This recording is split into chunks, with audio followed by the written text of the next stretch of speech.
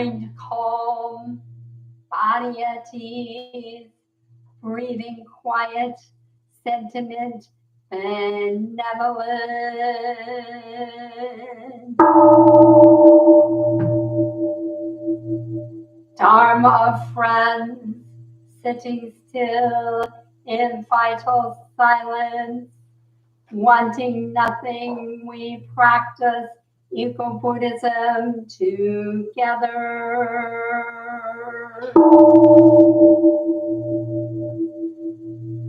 The sound of the temple bell booms for all to cease from conflict.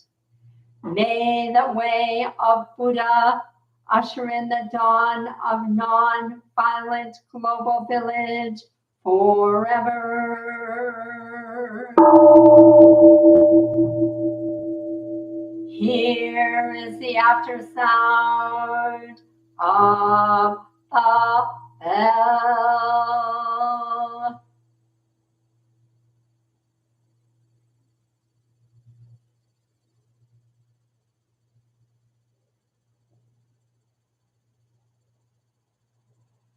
Thunder of silence, light after Dharma rain.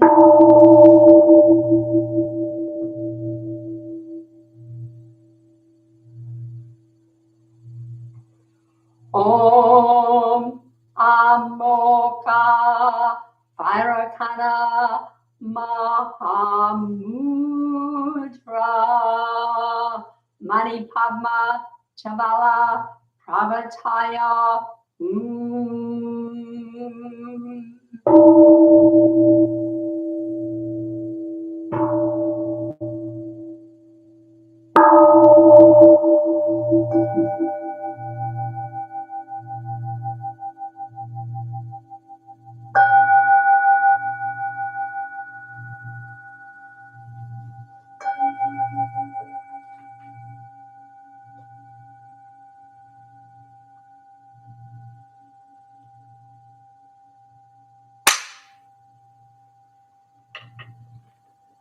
Please stand, and after you've stood, please smooth out your mat and fluff up your cushion.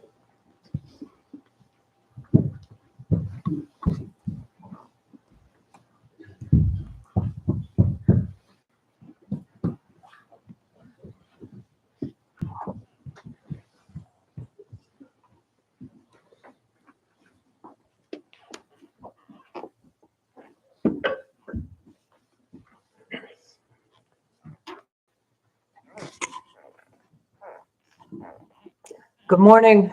On this 19th day of January 2025, we acknowledge that this land where our temple building stands has been the home of Native peoples, the Potawatomi, the Ottawa, the Ojibwe, and the Council of the Three Fire Tribes, and also of Black Americans. We know that this neighborhood used to be a historically Black neighborhood during times of sanctioned segregation and oppression. For our own awakening and for the awakening of all life, may the benevolent energies of our meditation, chanting, and full presence at the service this morning extend to all beings on this planet and throughout time and space. May there be deepening of our interbeing. May peace prevail and wars cease.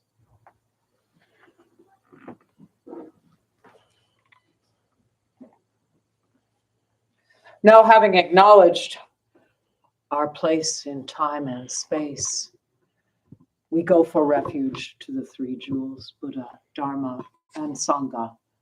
First in Sino-Korean, in keeping with our tradition, and then in English. For the Sino-Korean, if you do not know the chant, just throw your voice in once you get the hang of it.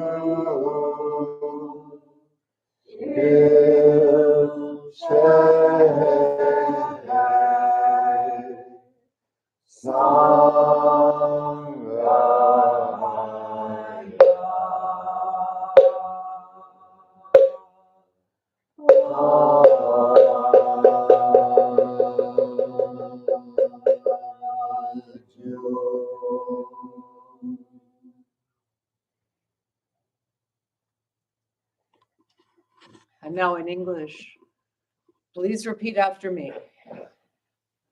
I go for refuge to the Buddha. I go for refuge to the Buddha. And resolve with all beings. And resolve with all beings. I will cultivate a heart of enlightenment. I will cultivate a heart of enlightenment. And realize the great way. And realize the great way.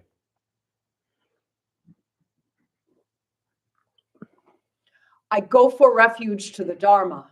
I go for refuge to the Dharma. And resolve with all beings. And resolve with all beings. I will penetrate the teachings. I will penetrate the teachings. And uncover oceans of wisdom. And uncover oceans of wisdom.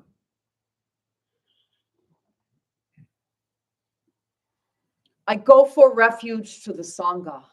I go for refuge to the Sangha. And resolve with all beings. And resolve with all beings. I will seek peace and happiness for the many. I will seek peace and happiness for the many. And transform this world into awakened lands unimpeded. And transform this world into awakened lands unimpeded.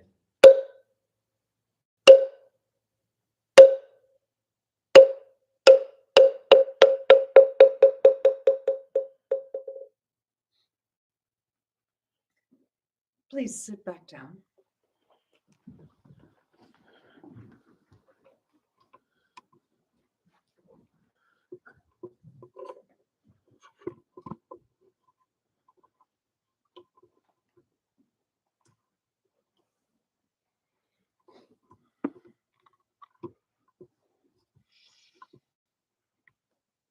Align yourself for another shorter period of meditation.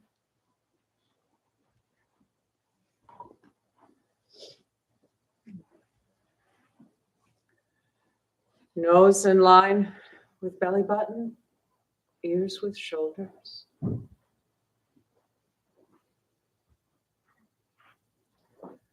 Shoulders back, tailbone tucked in.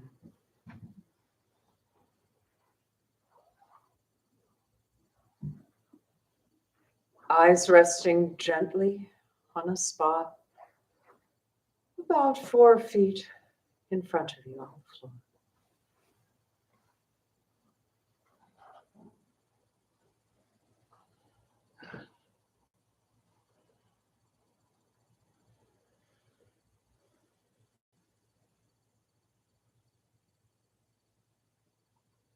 Survey your body if you find any places where you're holding on, any tensions, just invite them to let go.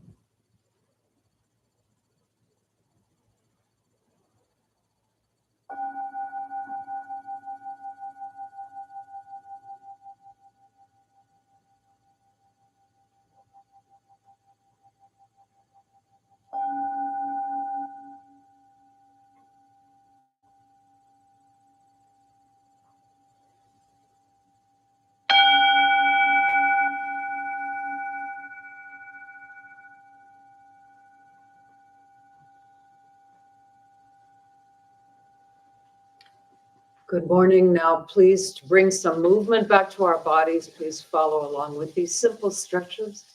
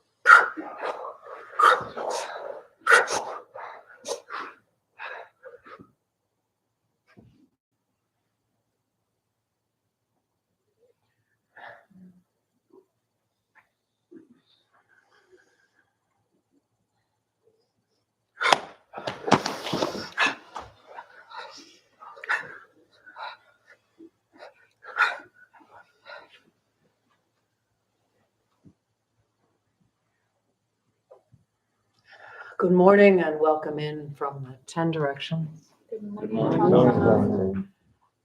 I was about to say my name is Tongsun, but you already said it.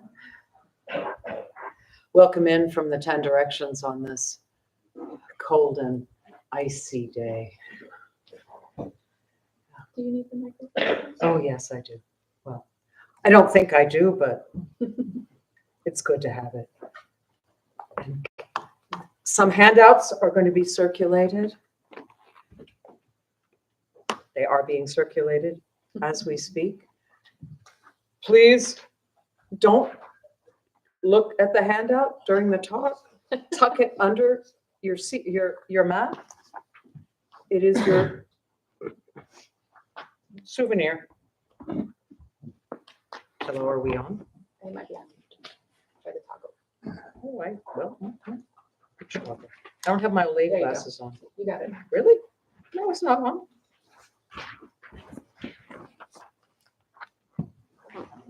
Ah. Can you hear me now? Can you hear me better? Yes.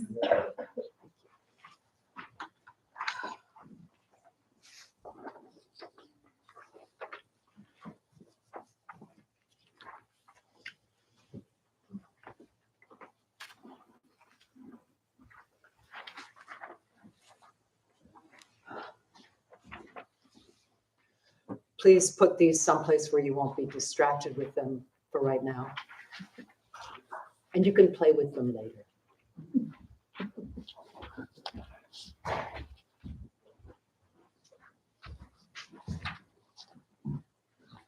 I'd like to begin with a verse from the very beginning of the Dhammapada, which is a collection of the Buddha's short teachings. It's the very beginning of the collection.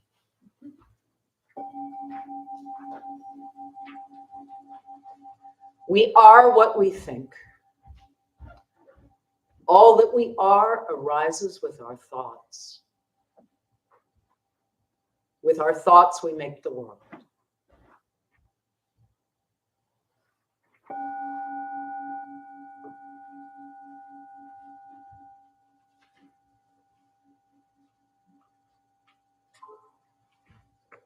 Since the election in November,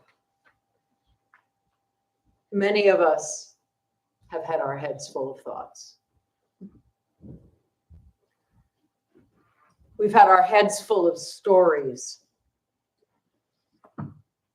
about what's going to happen in the United States and in the world. For some people, those stories are triumphant. For some people, those stories are apocalyptic. It is absolutely clear that in this divided world, different thoughts about the world make different worlds. And in this divided country, different thoughts about the country make different countries.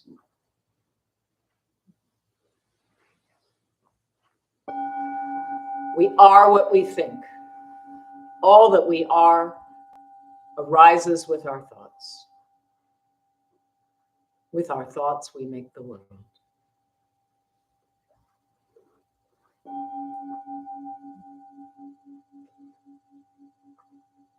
Since the election in November, I have been painfully aware of the truth of this teaching. I've had many thoughts about what this election means. And again, I'm speaking only for myself, many fears about what is about to happen. Those thoughts and fears make me suffer.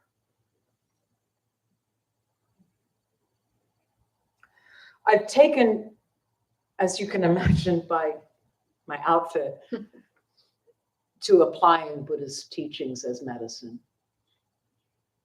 for this kind of suffering.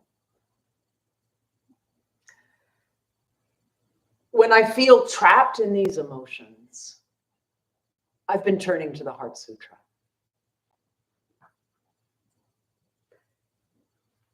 We're going to step into that future tomorrow on January 20th. And at Temple here, we're going to have an event together that marks it by chanting the Heart Sutra together. So in the time that I have today, I'd like to introduce this great sutra to you and suggest why it is good nourishment for these times.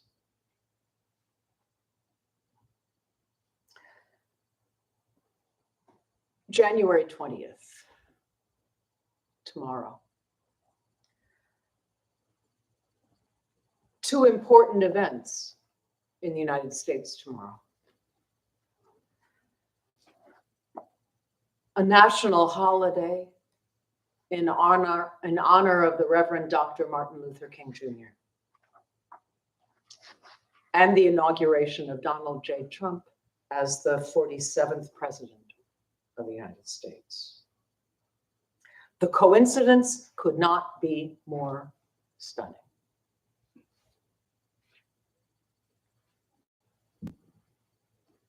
The inauguration opens a new period in American history. As we enter that period, the teaching of Dr. King and of the Dharma have much to offer us. From a text called Strength to Love, written in 1963, Dr. King writes, "Darkness cannot drive out darkness. Only light can do that. Hate cannot drive out hate. Only love can do that."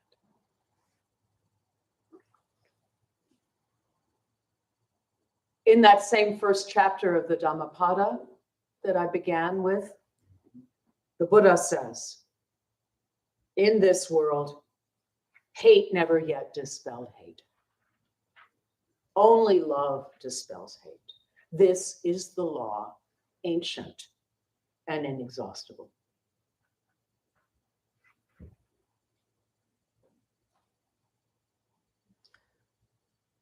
Many of us are sure that we know what's about to happen. And we tell ourselves, many of us tell ourselves terrible or triumphant stories about it. But here's the thing. When we think we know and hold tight to that thinking we know, we fill ourselves up with illusion.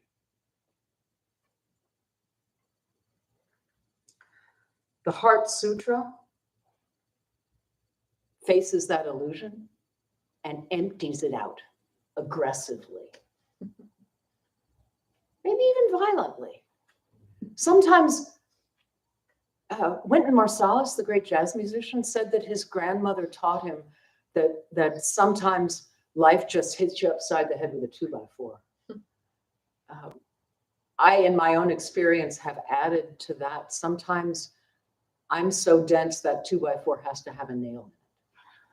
And in a way, the Heart Sutra and its sister, the Diamond, are 2x4s. With kind of beautiful nails in them that don't hurt us, but that wake us the hell up. The Heart Sutra seems at first hearing, and you'll hear it in a minute, it seems at first hearing to violate everything that we think we know and things that we think are true, things that we learn with our own eyes and things that we learn from the Buddha's own teaching. The Heart Sutra says, the Heart Sutra pulls the rug out from under us. Pretty much everything. It pulls the rug out from pretty much everything that we tell ourselves about our daily lives and pulls us into a place of not knowing, called in Sanskrit shunyata. That's often translated in English as emptiness. This non-place of emptiness, I think, is the best place from which to walk into whatever it is we're walking into.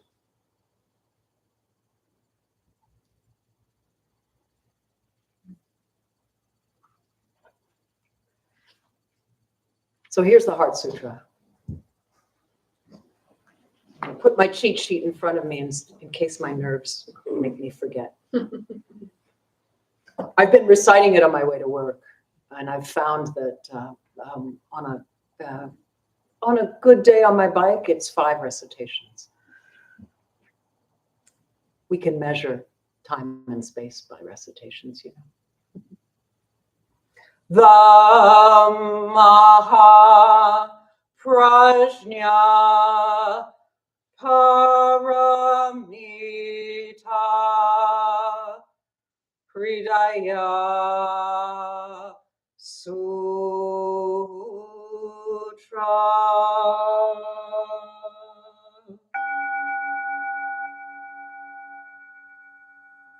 The Bodhisattva of great compassion, from the deep practice of Prajna Paramita, perceived the emptiness of all 5 skandhas and delivered all beings from their suffering. O Shariputra, form is no other than emptiness. Emptiness, no other than form. Form is emptiness. Emptiness, form.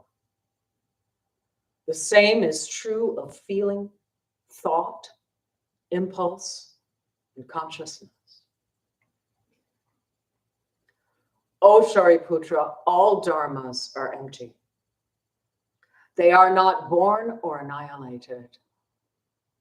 They are not defiled or immaculate. They do not increase or decrease. So in emptiness, no form, no feeling, no thought, no impulse, no consciousness.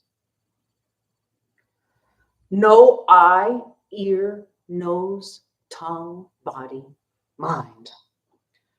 No form, sound, smell, taste, touch, or object of mind. No realm of sight. No realm of consciousness. No ignorance. No extinction of ignorance. No old age and death, nor extinction of them. No suffering. No cause of suffering. No cease from suffering. No path leading out of suffering. No knowledge, no attainment, no realization. For there's nothing to attain. The Bodhisattva holds on to nothing but Prajnaparamita. Therefore, the mind is clear of any delusive hindrance. Without hindrance, there is no fear. Away from all perverted views, one reaches final nirvana. All Buddhas of past, present, and future, through faith in Prajnaparamita, attain to the highest perfect enlightenment. Know then, the Prajnaparamita is the great Dharani, the radiant, peerless mantram, the utmost supreme mantram which is capable of allaying all pain. This is true beyond all doubt. Proclaim now the highest wisdom, the Prajnaparamita.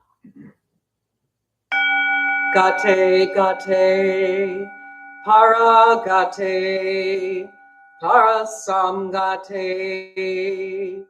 bodhi swaha.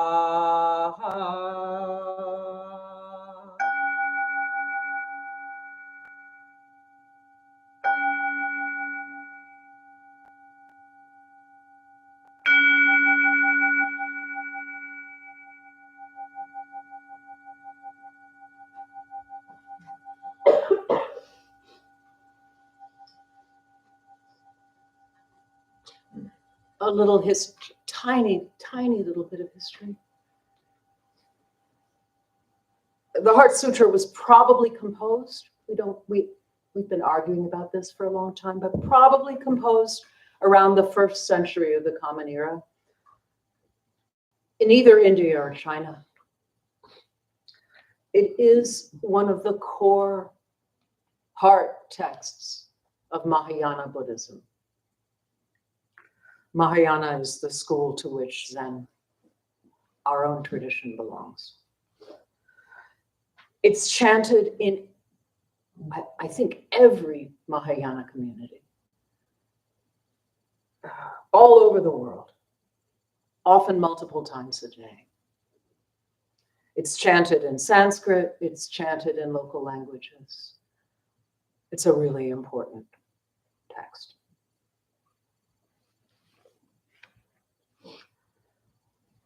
It is a teaching delivered by the Bodhisattva of Great Compassion, Avalokiteshvara in Sanskrit, to one of the Buddha's most important disciples, one of his senior disciples, Shariputra. It is a teaching, in its own words, of the highest wisdom, the Prajnaparamita, which means in the wisdom that takes us to the other shore, the wisdom of great perfection. It is an outrageous teaching. It's a 2x4. What do you mean, no eye, ear, nose, tongue, body, mind? What? Yeah. What do you mean? No suffering, no cause of suffering, no cease from suffering, no path leading out of suffering. Two problems with that. One, I freaking suffer. Two, that's the Four Noble Truths. One of the first great teachings that the Buddha himself delivered after his enlightenment. So here's a teaching, a Buddhist teaching, that seems to negate both the evidence of our own experience and a central doctrine of the religion itself. Parentheses. That's one of the reasons why I love it so much. Close parentheses. So I want to think with you a little bit about this emptiness thing, because that word comes up again and again in the sutra. The Sanskrit word is shunyata.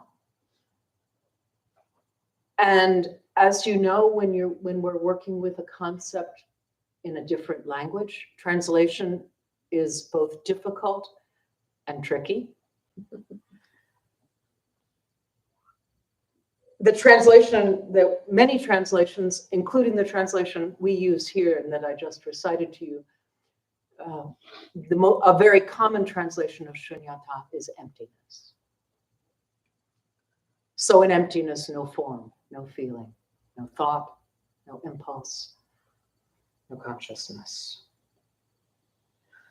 Now, emptiness, at least in contemporary America, we like stuff. Emptiness sounds like a void. It sounds negative. It sounds like nihilism. But it's not.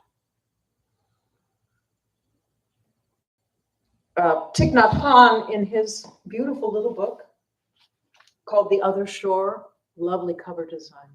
This is a book about the Heart Sutra. Thich Nhat Hanh explains, emptiness means only the emptiness of self, not the non-being of self. Just as when a balloon is empty inside, it doesn't mean that the balloon doesn't exist. Read that last part to you again. Just as when a balloon is empty inside, so imagine a deflated balloon, doesn't mean that the balloon doesn't exist. So alternate translations of shunyata, here are a couple. Thich Nhat Hanh, empty of self-nature.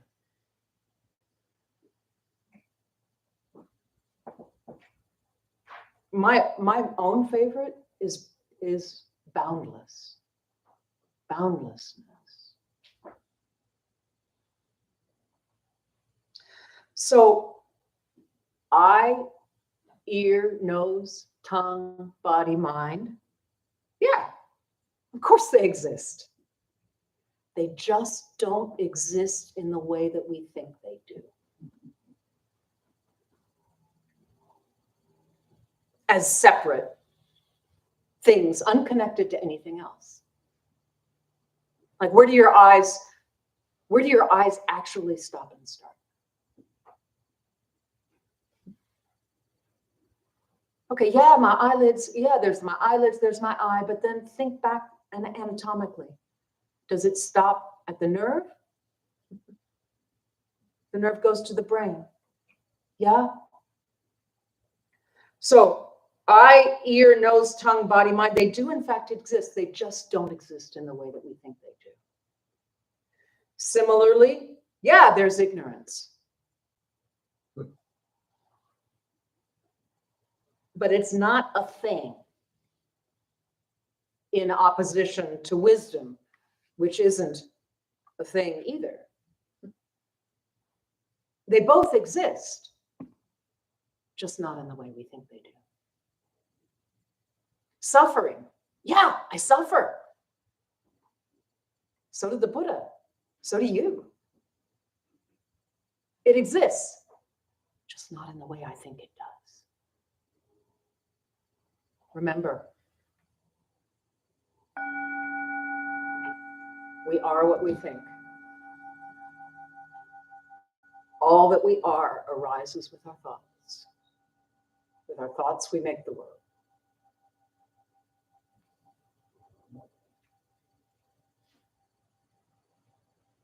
The Heart Sutra's negations, and it's full of negations.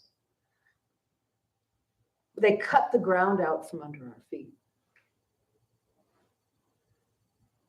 And then they tell us that groundlessness is the best place to be. In fact, they tell us that groundlessness is the place where we are.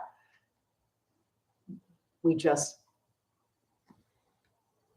tell ourselves that it's not groundless.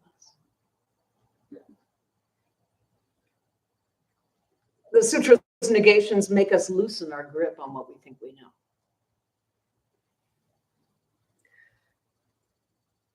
It tells us that the Bodhisattva holds on to nothing.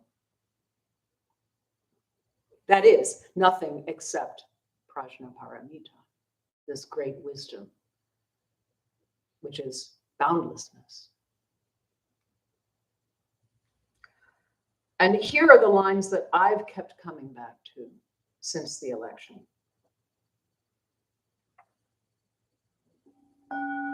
The Bodhisattva holds on to nothing but Prajnaparamita.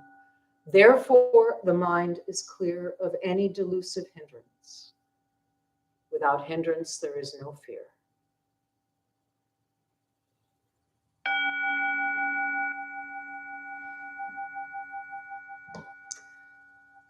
This is a world that's demanding skillful action. But when I'm full of fear and rage and anxiety and all those other emotions, I can't see clearly enough to act skillfully in the world. I'm hindered.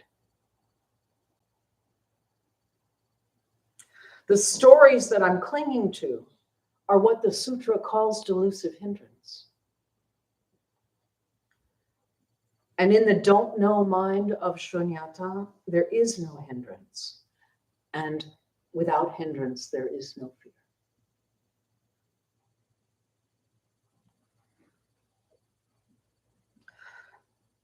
So in the last couple of minutes, I want to talk to you a little bit about a Zen order called the Order of Peacemakers. They've been around for a good long time, at least 30 years. The Zen Peacemaker Order is a socially engaged Buddhist movement that's built on 3 interdependent principles. 1, not knowing.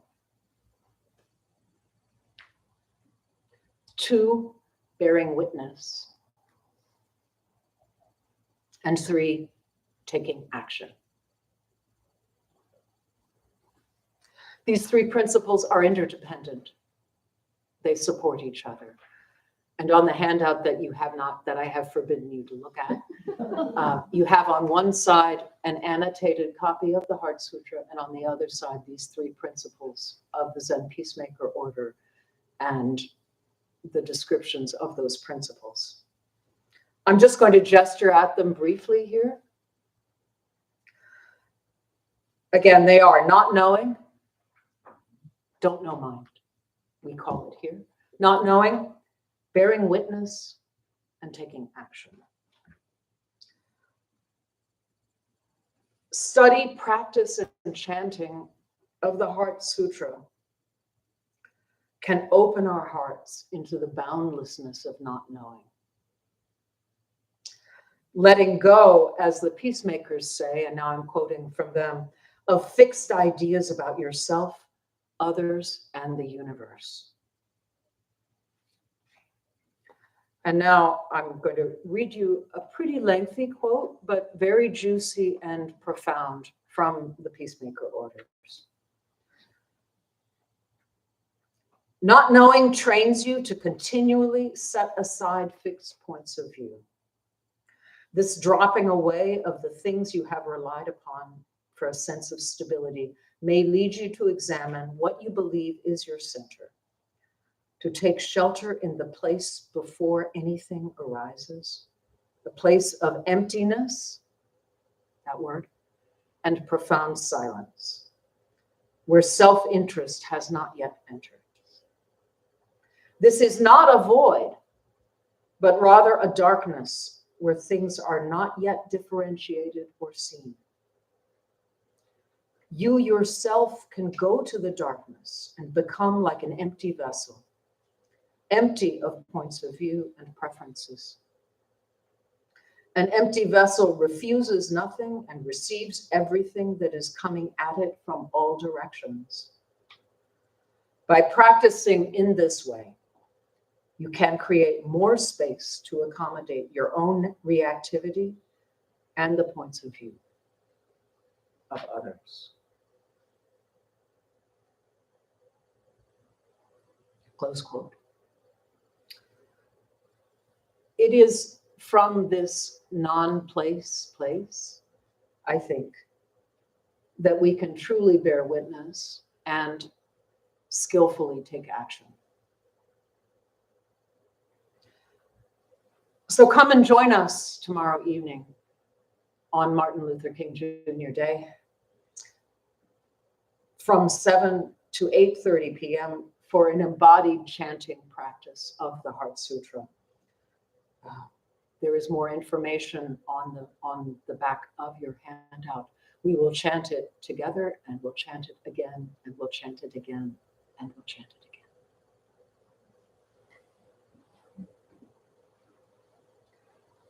And we have time for a couple questions, I think, or comments, observations.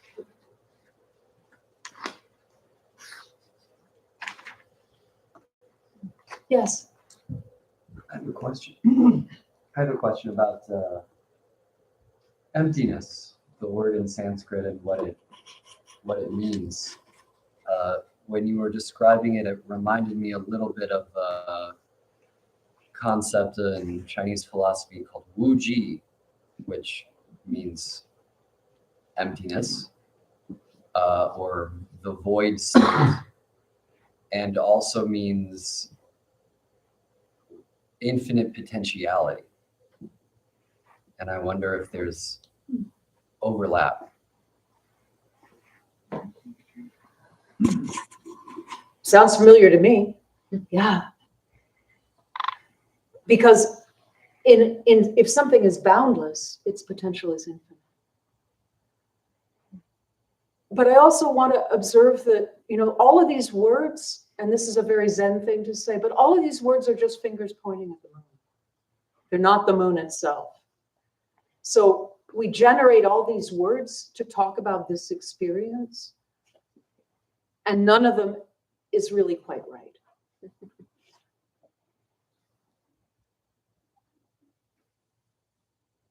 I hope that you've had some experience of whatever this thing is, the moon that we're pointing at. It is a powerful truth, but not, if we call it a concept, that means we're clinging, that means a concept, there are concepts and then there are not concepts. And then we're setting up a duality, which is what the Heart Sutra is telling us not to do. But it is something. Yes. Yes, thank you for the Dharma talk. And when you was talking about what's scheduled for tomorrow with the inauguration and everything, I see that as a continuation of your last Dharma talk about individual karma and collective karma. And the collective karma in this country is have to balance out. The indigenous people was robbed, they was killed, and their land was stolen. The people, the enslaved people from Africa was brought here, and they were enslaved for 246 years. That have to be balanced out. And I like to say to the Sangha, to this group, the only way that I was able to understand this intuitively was through the practice. It only comes through the practice. My teacher told me years ago, he said, when the eye look in the mirror, it's a reflection, an image, or a form. And the deluded mind calls it the self. When the eye look away from the mirror, it sees reflections, images, and form. And the deluded mind calls it the other. He said, only the awakened mind simply sees. And that's how I see things. Beyond name and form. Beyond self and others. See, the Buddha said there's three things: impermanence, non-self, and nirvana. See, the moment I place that word I on top of whatever, I'm already caught in delusion. But that's not a reality. The eye see, the nose smell, the tongue taste, the ears hear, the body feel, and the thinking mind think thought. Where is the self? Thank you. I see from the YouTube comments that Ilman Jesse Miller is here. I'm so delighted. Hi, Jesse. Jesse and I have never met. We know each other through correspondence, and I am so delighted to see you here, Jesse. Ilman, I mean, Ilman took precepts a couple of years ago. So welcome to the virtual Sangha.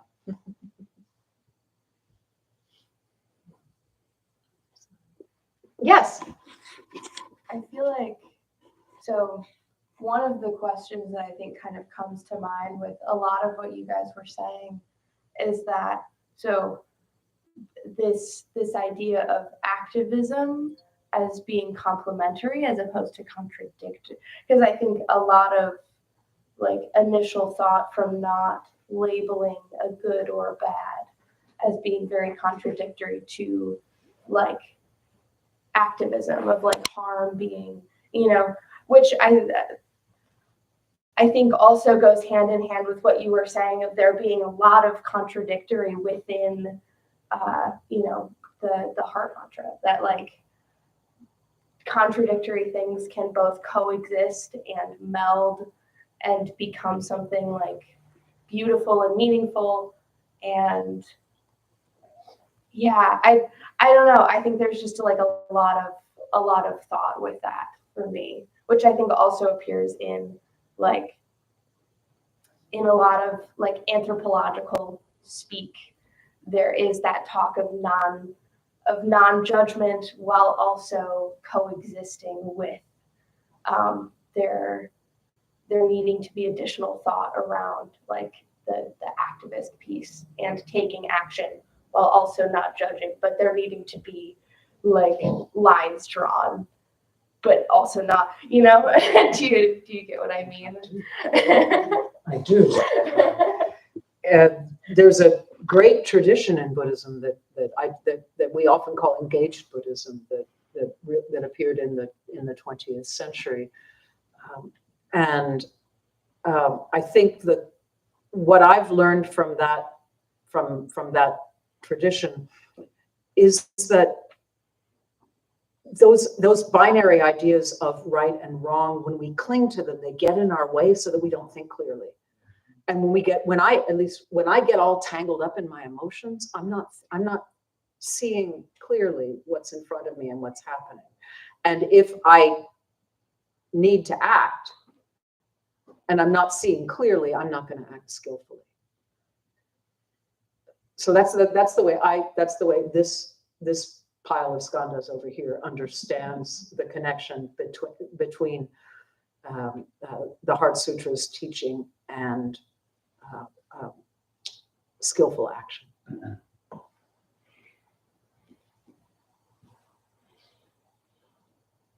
Yes. This is a very difficult question.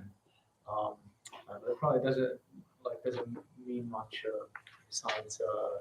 Well, it means something to me. But there is a lot in a lot of Zen Buddhism. There is a lot of do not get attached to emptiness or to the ultimate reality. But then in other traditions, like the Vedantists or the Sufis or some others, the Taoists as well,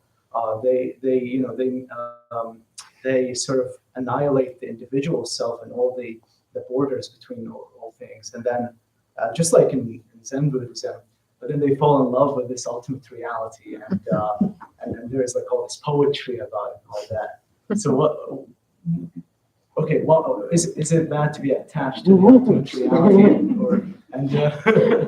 well, it doesn't seem that bad when with all this love poetry. The Diamond Sutra is the place to go for that. Okay. The Diamond Sutra is a dialogue between the Buddha and one of his students who is really, really attached to emptiness. And the Buddha goes, nope, nope, nope, not that, not that.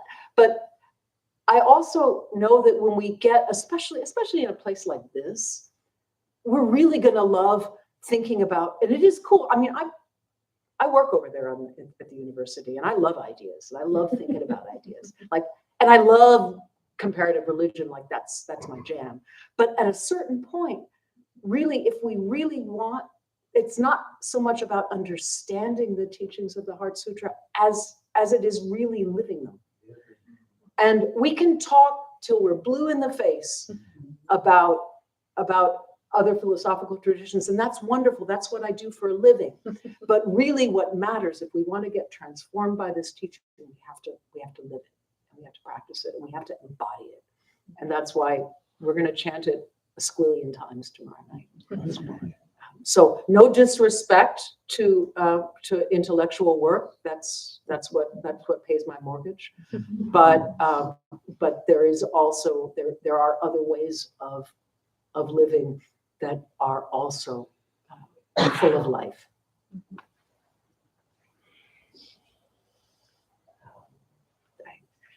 Maybe we have time for one more quickie, or we could just go to announcements.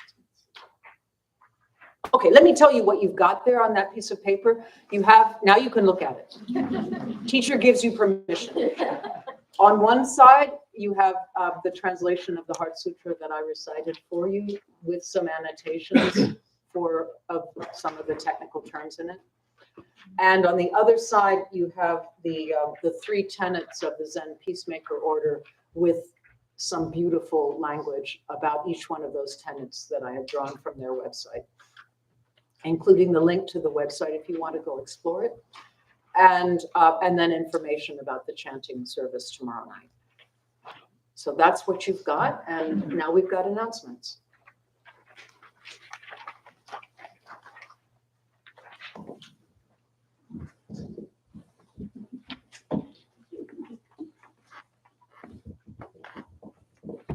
And no shade on Sufism. Okay. So I think what you're saying is instead of like clinging to the concept or to the words, there's the Zen way is the sort of living this emptiness, right? This dependent being, right? Although that's also words, so I don't know what. Well, that's why, I mean, that's why some of the great Zen teachers back in the day, and we don't do this now for obvious reasons, but they just hit you. Just hit you upside the head. Okay, gotta be quite literally. Yeah. That'll knock, really, I mean, that will knock the ideas right smack out of your head. Yeah. There are lots of stories of people who get enlightened because their teacher whopped them upside the head. I'm not arguing that that's a good thing, mind you.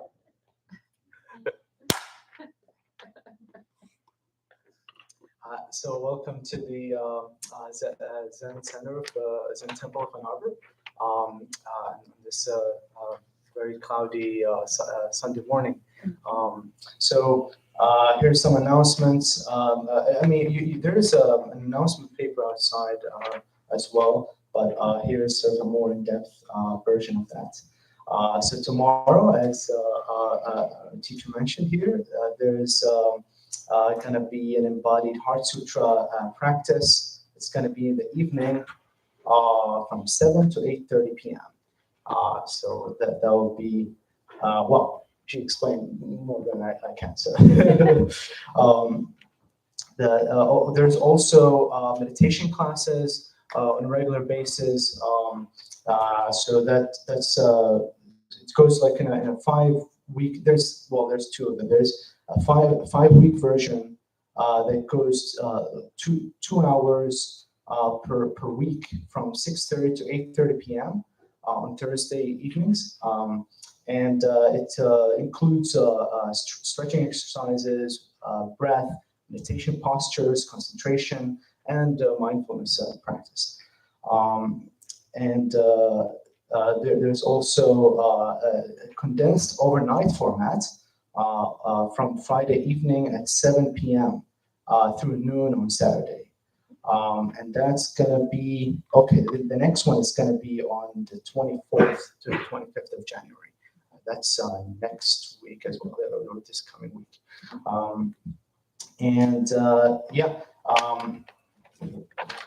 Besides that, there's also on Tuesdays, there is a yoga class. That's a Hatha yoga from 6:30 to 8 p.m. On Tuesday. And you can find more about it as well. It costs $12 per session or $60 for 6 sessions.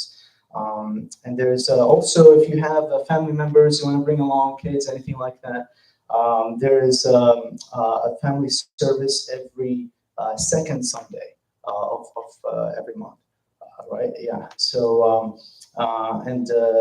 every Saturday there is a work practice opportunity from 3 to 5 p.m. So that's a good way to engage with the residents of the temple as well as other people who come here for the work practice to work around the temple area here. We have an evening setting for the Sangha every Wednesday evening from 6:30 to 8:30 p.m.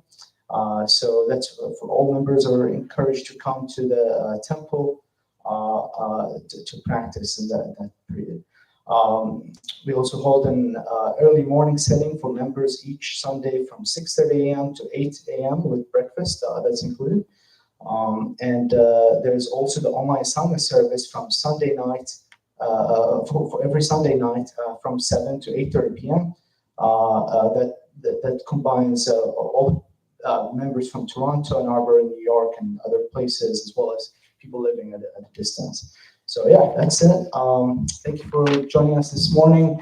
And there is a fishing bowl outside for monetary donations, and your time is also, if you'd like to volunteer your time helping, that's also available. So thank you so much. Recovery Dharma? Oh, Recovery Dharma will meet at noon today in the historic Buddha Hall, the big yellow building next door. Up the front steps, through the door, take your shoes off, keep going straight, you'll run into us. Excellent. Let's end the service by rising and taking care of our mats and cushions, and then 3 slow, thought, mindful, formal bows. I'm trying to turn this thing.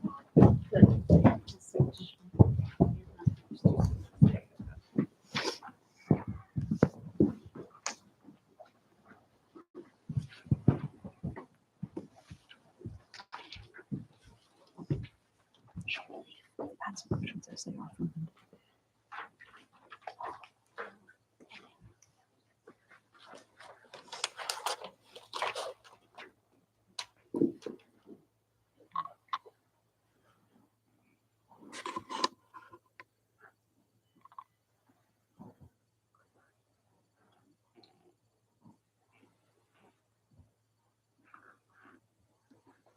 We often, after Sunday service, ask you to pick up the mats and cushions, but because of the service tomorrow night, we will leave them as they are. But please smooth out your mat and cushion so that it looks welcoming to the person who sits on it tomorrow night. Question: how many of you would join online tomorrow evening, unable to come to the temple, if you're unable to come to the temple?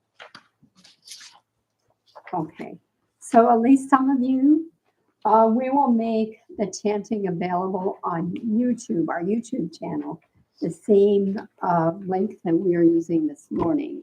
So if you need that channel, pick up a flyer on the way back. It has it on there.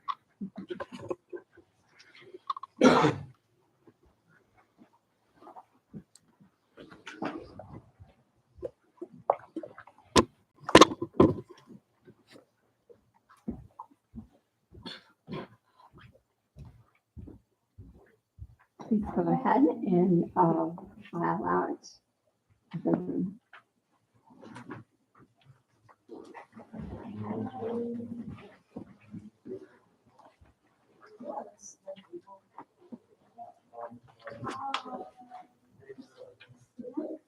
That's what I am. One pile of condos to another.